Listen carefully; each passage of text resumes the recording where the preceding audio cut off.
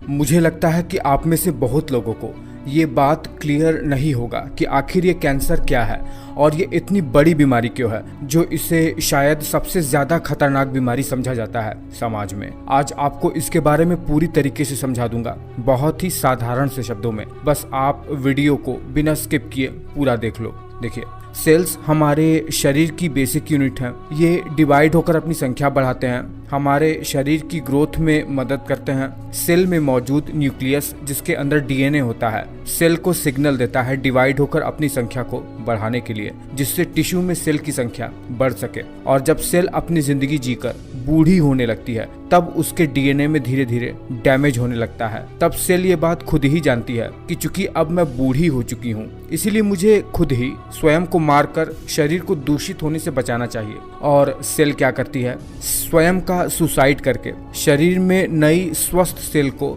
जगह देती है। इसे सेल की प्रोग्राम डेथ कहते हैं, जो कि सेल के डीएनए में कोडेड होता है। देखिए, दोनों ही सिचुएशन में क्या होता है कि सेल के डीएनए में यह बात पूरी तरीके से कोडेड है कि कब सेल को ग्रोथ करना है और कब सेल को जरूरत पड़ने पर मार देना है, जिससे शरीर किसी भी तरीके से दूषित न हो जाए। अगर किसी भी तरीके से शरीर में सेल को विभाजित करने वाली डीएनए की सीक्वेंस या सेल के डीएनए के डैमेज हो जाने के बाद सेल को मारने वाला सिग्नल जो कि डीएनए में कोडेड होता है, वो किसी तरीके से अगर खराब हो जाए तो ये डैमेज डीएनए वाला सेल अब अनियंत्रित तरीके से अपनी संख्या को डिवाइड होकर बढ़ाने लगता है। जिस सेल को स्वयं को मार के शरीर को बीमार होने से बचाना था, वो संख्या में बहुत ज्यादा इकट्ठा होने लगते हैं। और ये दरअसल होता है हमारे माता और पिता दोनों से ही प्राप्त जीन्स जो हमें मिली हुई होती हैं। उनमें से दोनों सेट का जीन्स जो डैमेज डीएनए वाले सेल को किल करने के लिए सिग्नल देते हैं, जब दोनों ही खराब हो जाते हैं तभी ऐसा होता है कि ये डैमेज डीएनए वाले सेल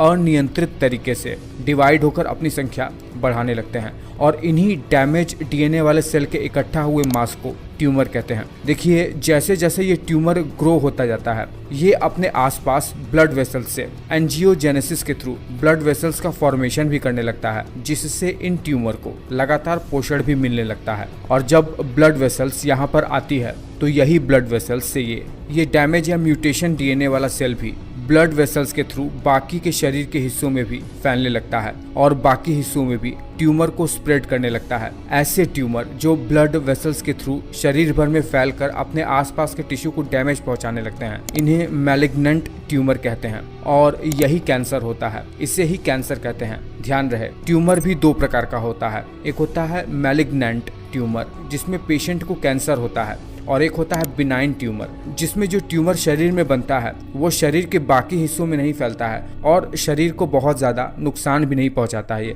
इसका सबसे अच्छा उदाहरण है लाइपोमा या शरीर में बनने वाली गांठें। ये शरीर में बिल्कुल भी खतरनाक नहीं होती हैं। देखिए, इस कैंसर का 4 स्टेज होता है, 4 स्टेज इसके डेवलपमेंट का। पहले स्टेज में क्या होता है कि ट्यूमर का बनना शुरू ही हुआ होता है। दूसरे स्टेज में कैंसर अपने आसपास के टिश्यू में भी फैलना शुरू हो जाता है, लेकिन लोकलाइज्ड ऑर्गन में ही। उसके बाद तीसरे स्टेज में क्या होता है, कैंसर अब लिम्फ नोड के थ्रू शरीर के बाकी के हिस्सों में भी धीरे धीरे फैलना शुरू हो जाता है। और चौथे स्टेज में, जो कि सबसे ज्यादा खतरनाक होता है, इसमें cancer lymph node blood vessels के थ्रू पूरे के पूरे शरीर भर में फैल जाता है और इसमें व्यक्ति का बचना लगभग असंभव हो जाता है। अब देखिए, जो कैंसर में डीएनए का डैमेज हो जाना है ना, ये होता कैसे है। एक तो मैंने आपको बताया था जीन्स के कारण से। अगर जीन्स नहीं है तो ये केमिकल को इनहेल करने से या केमिकल के संपर्क में आने से, रेडिएशन के थ्रू, गलत दिनचर्या, इंटरनल बॉडी ऑर्गन में कुछ डिफेक्ट हो जाना या एक्सटर्नल कॉजेज भी हो सकते हैं। कुछ कुछ केसेस में तो पता ही नहीं चलता है कि डीएनए डैमेज कैसे हो गया है।